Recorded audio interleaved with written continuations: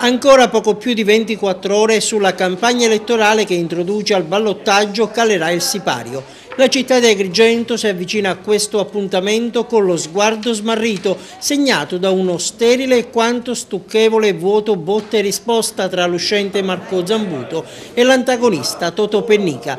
Forse la fine di questa ostilità sarà salutata quasi come una liberazione dai veleni, dalle accuse, dai colpi bassi che hanno e continuano a caratterizzare le ultime ore dello scontro. Uno scontro, quello in corso fra i due avvocati, ora frontale, ora collaterale, scomodando questo o quell'altro parlamentare, ma anche parenti e amici.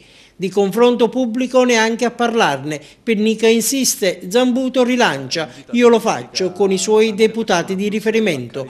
Ieri per la verità i due si sono ritrovati uno accanto all'altro nella sede Rai Sicilia per un mini confronto, ma sono stati più gli attacchi che altro.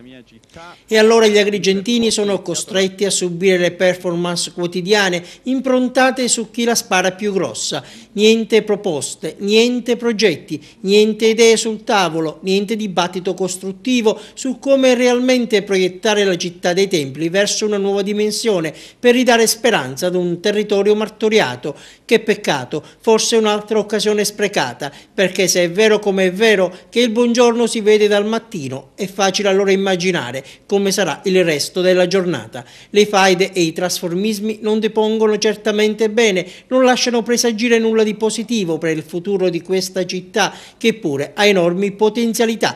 Ci auguriamo di essere smentiti, ovviamente, ma abbiamo il dovere etico, morale e professionale di dire le cose come stanno, non fosse altro perché è il sentimento che pervade la coscienza degli agrigentini. E anche oggi, per non interrompere il filo conduttore di questa avvelenata campagna elettorale, ecco la dura presa di posizione di alcuni neoconsiglieri del PDL, partito che sostiene Pennica. Gli esponenti del Popolo della Libertà rimproverano a Zambuto di avere nominato un parente nel consiglio di amministrazione della Fondazione del Banco di Sicilia. Pronta la replica di Zambuto: è una notizia falsa, perché una nomina nel CDA di un istituto di natura privata non può essere fatta da me, perché non dipende dal sindaco e non si tratta di fondi comunali.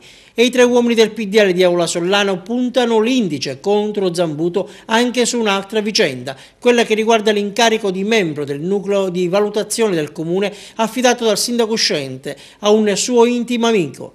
Anche qui netta la risposta di Zambuto: è sì un amico, ma questo non è un reato e non sminuisce le riconosciute qualità professionali della persona designata. È un ulteriore tentativo disperato e inutile della casta politica, osserva Zambuto, per tentare di mascherare gli oltre 3 miliardi, quelli sì a carico dei soldi pubblici di Agrigento, spesi per consulenze per il compare di Alfano. La controreplica: lui all'epoca dei fatti era assessore comunale. Avanti la prossima.